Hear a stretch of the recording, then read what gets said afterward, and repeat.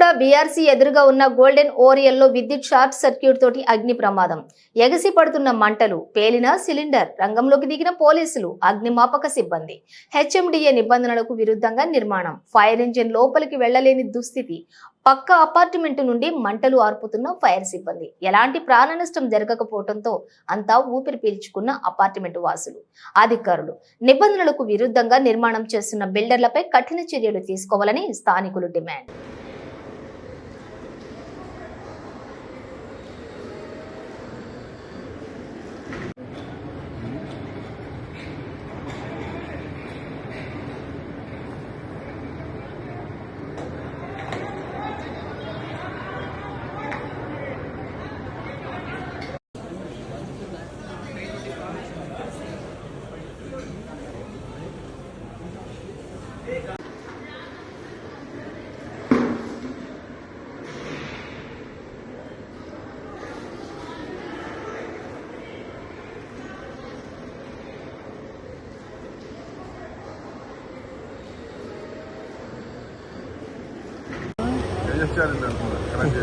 అది ఇంపార్టెంట్ యాక్చువల్గా.